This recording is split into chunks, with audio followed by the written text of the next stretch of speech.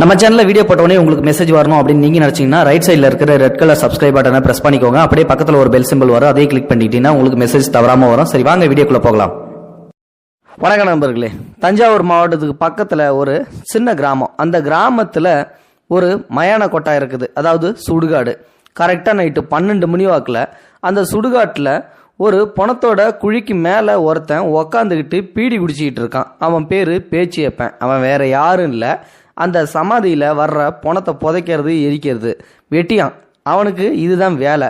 ஆனால் 12 மணிக்கு ஒரு சமாதி மேலே உக்காந்துக்கிட்டு பீடி குடிச்சிக்க வேண்டிய அவசியம் என்ன இருக்குது அப்படின்னு சொல்லி கேட்டிங்கன்னா, அந்த ஊர் பண்ணையார் இவனை ஏன்டா எப்போ பார்த்தாலும் வந்து தண்ணியை போட்டு நீ பாட்டுக்கும் போயிட்டு நைட் டைமில் கம்ம போய் படுத்துக்கிற, இப்போ பாரு ஏதோ நாயோ நரியோ அந்த 3 சமாதி வந்து தோண்டி இருக்குது, பாதி தோண்டிட்டு பாதி அப்படியே போட்டுருக்குது. அப்படி இருக்கும்போது நீ வந்து காவலை ஒழுங்காக பார்க்க மாட்டியா? ஒழுங்கு மரியாதையே வந்து காவலை ஒழுங்காக காத்துக்கிட்டுரு, இல்லாட்டி உனக்கு பதில் வேறு யாரையாவது வந்து போட்டுருவேன் அப்படின்னு சொல்லும்போது, இல்லையா நான் இனிமேல்கிட்ட வந்து ஒழுங்காக கவனிக்கிறேன் அப்படின்றாங்க. அப்படின்னா நீ ஒன்று பண்ணு, நைட் டைமில் வந்து நீ முழிச்சுக்கிட்டு இந்த சமாதியை ஃபுல்லாத்தையும் எல்லாத்தையும் சுடுகாட்டிலையும் வந்து கண்ட்ரோலாக பார்த்துக்கிட்டுரு. பகல் டைமில் வந்து என்னோட ஒரு 2-3 ஆட்களை வந்து நான் போடுறேன், இதுக்கப்புறமாவது வந்து ஊர் ஒழுங்காக இருக்கட்டும் அப்படின்னு சொல்லிட்டு வந்து அந்த சுடுகாட்டில் உள்ளவன்ட்ட வெட்டியாங்கிட்ட திட்டிட்டு அந்த பண்ணையார் வந்து சொல்லியிருக்காரு. அதனால தான் நைட்டு ஃபுல்லாக அவன் கண் முழிச்சிருக்கான். இப்போ ஒரு சமாதி மேலே உக்காந்துட்டு அவன் பீடி அடிச்சுக்கிட்டு இருக்கான். நைட்டு 12 மணி வாக்கில் நல்லா இருட்டின சத்தம், குறுன்னு வந்து சத்தம் கேட்குது. அப்படியே டக்கு டக்கு அப்படின்னு சொல்லிட்டு வந்து ஒரு சத்தம் அந்த சமாதி மேலேருந்து வருது. என்னடா அப்படின்னு சொல்லிட்டு வந்து பார்த்தோன்னா, அது அப்படியே ஏஞ்சி அவன் கிட்ட வந்து நெருங்குது. அவன் கிட்ட வந்து நெருங்கின உடனே அவன் அப்படியே வந்து தடவி கொடுக்குறான். அது என்னன்னு பார்த்தீங்கன்னா, கருவா அப்படின்ற அந்த நாயோட பேர். அவனுடைய காவலாளி போல. இந்த காவலாளி நாய்கிட்ட என்ன சொல்கிறான் அப்படின்னா, இதுக்கப்புறம் என்னால் வந்து தூங்காமல் இருக்க முடியாது, பண்ணையார் சொன்னதுக்காக நான் என்ன 12 மணி வரையும் முழிச்சிருக்கேன்.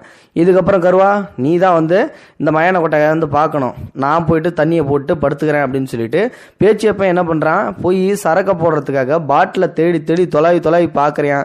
அப்போ பாட்டிலே கிடைக்கல, எல்லா பாட்டிலையும் குடிச்சே தீத்துட்டான் போல.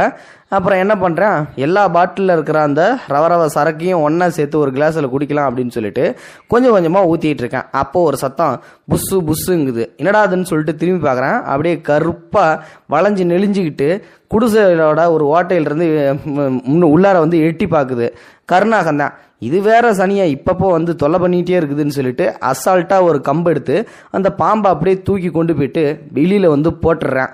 போட்டுட்டு என்ன பண்ணுறேன், மறுபடியும் சரக்கை ஊற்ற ஆரம்பிக்கிறான். அப்போது இந்த கருவா காவலாளி நாய் என்ன பண்ணுது, ஊன்னு ஊழ விடுது. ஐயையோ, இந்த காவலாளி நாய் வேற திடீர்னு ஊழ விடுது, என்ன இலவோன்னு தெரியலையே அப்படின்னு சொல்லிட்டு வந்து சரி விட்டுட்டு கிடக்கட்டும், நம்ம சரக்கை வந்து குடிச்சிட்டு அப்புறம் போய் பார்ப்போம் அப்படின்னு சொல்லிட்டு ஊற்றிக்கிட்டு இருக்கேன். இப்போ அந்த நாய் என்ன பண்ணுதுன்னா, திடுப்புன்னு குடிசைக்கு முன்னாடி வந்துட்டு ஒல்லுன்னு குலைக்க ஆரம்பிச்சுது. ஏய் கருவா, உனக்கு வேற வேலையே இல்லையா, இந்த நேரத்தில் வந்து என்ன குலைச்சிக்கிட்டு இருக்க அப்படின்னு சொல்லிட்டு வெளியில் வந்து எட்டி பார்க்குறேன். அப்போது அவனை திடுப்புன்னு ஒரு இடத்துக்கு நாய் கூட்டிகிட்டு போகுது. வேற எங்கேயும் இல்லை, சமாதி தான். அதுவும் ஒரு சமாதிக்கு முன்னாடி வந்து கூட்டிகிட்டு போய் காமிச்சா அந்த சமாதியில் பாதி தோண்டி இருக்குது.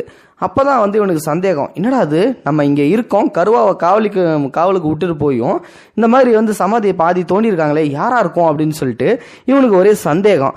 அப்படியே படார்னு திரும்பி பார்க்கும்போது ஒரு பொண்ணு முடியை விரிச்சு போட்டுட்டு அப்படியே படார்னு முன்னாடி வந்து நிற்கிது. பேன்னு சொல்லிட்டு பயந்துட்டு அலற ஆரம்பிச்சிட்றான். குடிபாதையில் இருந்தாலும் திருப்பி வந்து பார்த்தீங்கன்னா நல்லா உத்து பார்க்குறேன். 2 நாளைக்கு முன்னாடி 2 பொண்ணுங்க வந்து பார்த்தீங்கன்னா, அதாவது சின்ன பிள்ளைங்க குடிசையில் வெந்து எரிஞ்சு போச்சு தவறுதலாக தீ விபத்தில். அந்த பொண்ணுங்களை அந்த சமாதியில் தான் வந்து புதைச்சிருப்பான் போல். அந்த பொண்ணுங்களோட அம்மாவுக்கு அந்த பொண்ணுங்க வந்து கண்ணு முன்னாடியே எரிஞ்சு செத்ததை பார்த்த உடனே பைத்தியம் பிடிச்சிருக்குது. ஆனாலும் பாதி பைத்தியம் தான், மீதி வந்து பார்த்தீங்கன்னா அந்த பொண்ணுங்களை புதைச்ச இடம் வந்து அந்த அம்மாவுக்கு தெரியும் போல். அதனால் அந்த அம்மா தான் வந்து அந்த பணத்தை வந்து தோண்டி இருக்குது. அதனால தான் வந்து பார்த்தீங்கன்னா இந்த இடத்த ஏன் தோணுன அப்படின்னு சொல்லிட்டு வந்து அந்த அம்மாவை பிடிச்சி திட்டுறேன். ஏ பைத்தியம், நீ தேவையில்லாமல் இந்த இடத்த தோண்டி என்னைய பண்ணையார்கிட்ட திட்டு வாங்க வைக்க பார்க்குறியா, முதல்ல இந்த இடத்த விட்டு கிளம்புன்றான். நீ தானே என்னோட பொண்ணுங்களை வந்து இந்த இடத்துல புதைச்ச அப்படின்னு. ஆமாம், நான் தான் உன்னை புதைச்சேன், நான் தான் உன்னை அன்னைக்கு வீட்டில் கொண்டு போய் விட்டேன், மறுபடியும் இன்றைக்கும் உன்னை கொண்டு போய் விட்றேன் வா அப்படின்னு சொல்லிட்டு வந்து அந்த பொண்ணை கொண்டு போயிட்டு வீட்டில் விட்டுறான். திருப்பி வரும்போது ஒயின் ஷாப் வழியாக வரேன். ஒயின் ஷாப் ஓப்பனில் இருந்தால் போய் கட்டிங் போடலாமே அப்படின்னு சொல்லிட்டு கதவை போய் தட்டுறேன். அவனுங்க வந்து தூக்கத்தை வந்து இறங்கிட்டாங்களே போல். இந்த இளவு எடுத்தனுங்க வேறு இந்த நேரத்தில் சாத்தி வச்சுட்டானுங்க, கடையை திறந்து வச்சானுன்னா காசை வாரி அல்லலாம்ல இவனுங்க வேற அப்படின்னு சொல்லிட்டு அவனுங்களை திட்டிட்டு திருப்பி நம்ம ஆள் என்ன பண்ணுறேன் அப்படின்னா, இங்கே வரான். சுடுகாட்டுக்கு வந்த உடனே பார்க்குறேன், அங்கே ஒரு 3 குழி அரை இதில் தோண்டி கிடக்குது. இவன் வர்றதை பார்த்த உடனே வந்து பார்த்தீங்கன்னா அந்த தோன்றின ஆட்கள் எல்லாமே ஓடி போயிட்டாங்க போல். அந்த பக்கத்தில் அந்த கருவா நாயும் ரத்த வெள்ளத்தில் செத்து கிடக்குது. உடனே இவனுக்கு அதிர்ச்சி ஆகி போச்சு. எவனால் இருக்கும், ஒருவேளை பேய் நடமாட்டமாக இருக்குமா இல்லை ஆட்கள் நடமாட்டமாக இருக்குமா அப்படின்னு சொல்லிட்டு இவனுக்கு ஒரே சந்தேகம். பேயா இருந்ததுன்னா நம்ம இத்தனை காலத்துக்கு அந்த சுடுகாட்டில் வந்து வாழ முடியாது. ஸோ இது வேற ஏதோ சங்கதி அப்படின்னு சொல்லிட்டு இவன் திருன்னு முழிக்கிறான். மறுநாள் அந்த பண்ணையார் வந்து பார்க்கறதுக்குள்ள நம்ம எப்படியாவது இந்த குழியை மூடணும்னு சொல்லிட்டு அவசரமாக அந்த குழியை மூடுறதுக்கு அப்புறம் நேராக போய் அந்த குடிசையில் இருக்கிற அந்த சொச்சம் சரக்கு எல்லாத்தையும் எல்லா பாட்டில் இருக்கிற அராவத்துலேயே ஒரு கிளாஸில் ஊற்றிட்டு மறுபடியும் வந்து தண்ணியை போட்டு படுத்திடுறான். அடுத்த நாள் வந்து பார்க்குறேன், நாய் செத்து கிடக்கிறத பார்த்த உடனே பண்ணையார் திட்டுறாரு. என்னடா பண்ண, நாய் செத்து கிடக்குது, ஏன்டா இப்படி பண்றாங்க போது, நான் ஒன்றும் பண்ணலையா, எவனோ வந்து குழியை தோண்டியிருக்கான், இல்லாட்டி பேய்க்கு ஏதாவது தோணுச்சா தெரில, என் நாயையும் கொண்டு போயிட்டானுங்க அப்படி இப்படின்னு சொல்லிட்டு வந்து புலம்புறான், பேச்சு வைப்பேன். உடனே முதல்ல பண்ணையாருக்கு வந்து கோவம் வந்துடுது. ஏண்டா உன்னை வந்து ஒழுங்கா ஒரு வேலையை பார்க்க சொன்னேன், நீ ஒழுங்காவே பார்க்க மாட்டேன்ற, இதுக்கப்புறம் வந்து உன்னை இந்த வேலையில் வைக்கணுமா என்னன்னு சொல்லிட்டு சந்தேகமாகவே இருக்கே அப்படின்னு சொல்லிட்டு வந்து சொல்கிறேன். அதெல்லாம் ஒன்றும் இல்லையா, நான் பார்த்துக்கிறேன், கருவா போனால் என்ன, நான் இருக்கேன்ல அப்படின்னு சொல்லிட்டு சரி ஒழுங்காக பார்த்துக்க எதாக இருந்தாலும் அப்படின்னு சொல்லிட்டு இந்த செலவு காசுன்னு சொல்லிட்டு ஒரு 1000 ரூபாய் எடுத்து வந்து கொடுக்குறாரு. இவனும் வாங்கி பாக்கெட்டில் ஜோப்பு போட்டுக்கிட்டு டெய்லி ஒரு கட்டிங் போடலாம் அப்படின்னு சொல்லிட்டு முடிவு பண்ணிட்டு மொத்தமாக சரக்கு பாட்டில் மறுபடியும் வாங்கிட்டு வந்து குடிசை உள்ள வச்சிடறான். இப்போது வழக்கம் போல் என்ன பண்ணுறான் அப்படின்னா, இந்த சரக்கு எல்லாத்தையும் போடுறதுக்காக அப்படியே வந்து ஒரு பெட்டி உள்ள அடுக்கி வச்சுட்டு ஒரு சரக்கு மட்டும் எடுத்துட்டு ராவாவே வச்சு நாட்டுறான். பாதி சரக்கு குடிச்சிட்டு போதையில் போய் படுக்கலாம் அப்படின்னு சொல்லிட்டு போனேன்.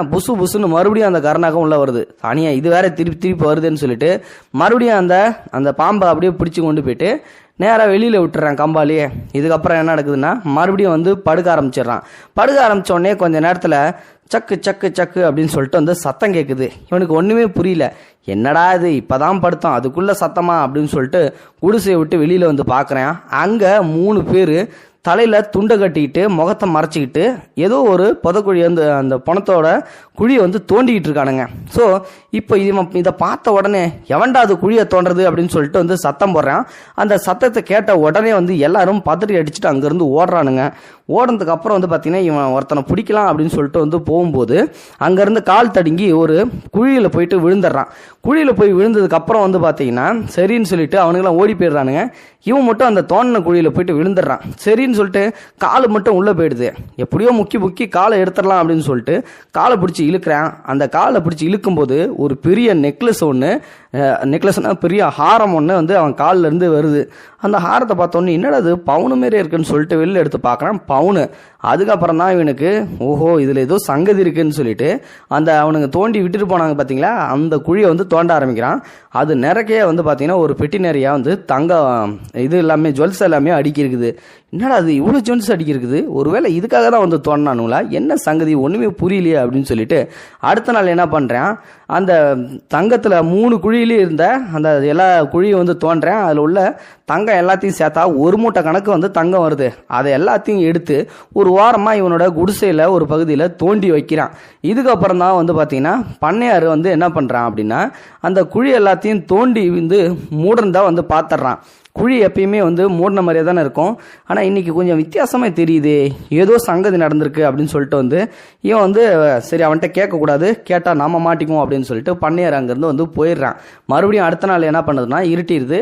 அதே நைட்டு 12 மணி வாக்கில் மறுபடியும் அந்த திருடனுக்கு வரானுங்க. இந்த தடவை இவனை விடக்கூடாதுரா அப்படின்னு சொல்லிட்டு அந்த குடிசை உள்ளே போகிறானுங்க. ஃபுல் போதையில் இருக்கிற அவனை பிடிச்சி கட்டி போட்டுறானுங்க. கட்டி போட்டுட்டு அந்த குழியை தோண்டி பார்க்குறானுங்க. அதில் ஒரு தங்கம் கூட இல்லை. எங்கடா போச்சு தங்கம் அப்படின்னு சொல்லிட்டு இவனுங்க எல்லாரும் திருன்னு முழிக்கிறானுங்க. அதுக்கப்புறமா வந்து பார்த்தீங்கன்னா ஒருவேளை இவன் தான் நேற்றுக்கு எடுத்துருப்பானோ அப்படின்னு சொல்லிட்டு அவனை பிடிச்சி தண்ணியை ஊற்றி நல்லா தெளிய வைக்கிறானுங்க. தெளிஞ்சதுக்கப்புறம் அவனை பிடிச்சி விசாரிக்கும் போது அவன் தான் அந்த தங்கத்தை எடுத்திருக்கான் அப்படின்ற விஷயம் தெரிய வருது. இதுக்கப்புறம் எப்படியோ அவங்ககிட்ட இருந்து தங்கத்தை வாங்கணும்னு சொல்லிட்டு அடிச்சு உதச்சி தங்கத்தை வாங்கிடுறானுங்க. இதுக்கப்புறம் அவன் என்ன பண்ணிடுறான், அதில் பாதியை கொஞ்சம் வேற ஒரு இடத்துல ஒளிய வச்சிருக்கான் போல. இவனுங்களுக்கு கொஞ்சம் தான் கிடச்சிருக்குது, அந்த தங்கம் நமக்கு கிடைச்சா போதும் அப்படின்னு சொல்கிற மாதிரி இவன் வந்து 3 பேரும் எஸ்கேப் ஆக பார்க்குறானுங்க. அந்த நேரம் கரெக்டாக பண்ணையார் உள்ளே வந்துடுறாரு. நான் சந்தேகப்பட்டது சரியாக போச்சு, இந்த கூட்டுக்கலவாணிங்க எல்லாரும் சேர்ந்து தான் இந்த தங்கத்தை திருடி இருக்கானுங்க அப்படின்னு சொல்லிட்டு இப்போ இந்த 3 பேரையும் வந்து பிடிச்சி விசாரிக்கிறானுங்க. அந்த 3 பேரில் ஒருத்தனோட பொண்டாட்டியை இவன் வச்சிருந்திருக்கான், அதாவது இந்த பண்ணையார்.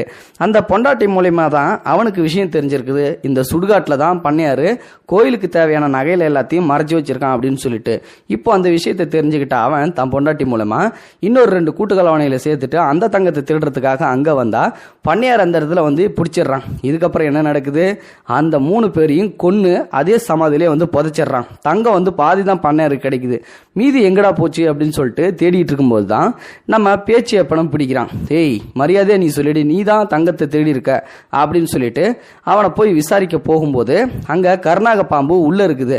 அப்போ என்ன நடக்குது அப்படின்னா பேச்சியப்பன் இந்த கருணாக பாம்பை கையாலே பிடிச்சிடறான். கையாலே பிடிக்கும்போது பேச்சியப்பனும் ஒரு போடு, அவங்காலி. அதுக்கப்புறம் பண்ணையார்கிட்ட போகுது, பண்ணையாரையும் ஒரு போடு, அவனுங்காலி. ஆளுங்க எல்லாரும் தெரிச்சு ஓடுறானுங்க அங்கிருந்து, பாம்பு நம்மளையும் கடிச்சிருமோன்னு சொல்லிட்டு. இப்போ அந்த இடத்துல 2 பேரும் செத்து கிடக்கிறத அடுத்த நாள் காலையில் ஊர் பொதுமக்கள் எல்லாரும் பார்த்துட்டு இங்கே செத்து கிடக்குறாங்க, நகை இங்கே கிடக்குது அப்படின்னு சொல்லிட்டு போலீஸுக்கு தகவல் கொடுக்குறாங்க. அங்கே வந்தது போலீஸு நகையும் பறிமுதல் செஞ்சுக்கிட்டு அதுக்கப்புறம் அந்த ஆட்களையும் வந்து போலீஸ் விசாரணைக்கு தூக்கிட்டு போயிடுறாங்க. ஸோ இது ஒரு அருமையான கதையாக இருக்கும்னு நினைக்கிறேன். என்றைக்குமே பேராசை பெருநஷ்டம் அப்படின்றது எல்லாத்துக்கும் வந்து இந்த தீங்கு விளைவிக்கும் அப்படின்றது இந்த கதை மூலமாக தெரிஞ்சிருக்கும். அந்த பேச்சியப்பனுக்கு கிடைச்ச அந்த நகையை வச்சு அவன் வேற ஏதாவது வந்து பண்ணியிருந்திருக்கலாம். ஆனால் அது திருட்டு நகை, கண்டிப்பாக அது அந்த பண்ணையாருக்கும் சொத்து அந்த உரிமை கிடையாது. அது வந்து கிராம மக்கள் சார்பாக கோயிலில் போடப்பட்ட நகை. அந்த நகையை கோயிலுக்கு தான் வந்து சொந்தமானது. அதை எவன் திருடுன்னு நினைச்சாலும் எல்லாத்துக்குமே ஆபத்து தான் வரும். அதை தான் இந்த கதை மூலமாக சொல்ல விரும்புறது. இந்த வீடியோ பிடிச்சிருந்தா லைக் பண்ணுங்க, ஃப்ரெண்ட்ஸுங்களுக்கு ஷேர் பண்ணுங்க, கூடவே சேனலையும் சப்ஸ்கிரைப் பண்ணுங்க. தேங்க்யூ ஃபார் வாட்சிங். இது போன்ற செய்திகளை உடனுக்குடன் நீங்கள் தெரிந்து கொள்ள மறக்காமல் எங்களுடைய சேனலை சப்ஸ்கிரைப் செய்யவும், கூடவே பக்கத்தில் வரும் பெல் ஐக்கானையும் கிளிக் செய்யவும்.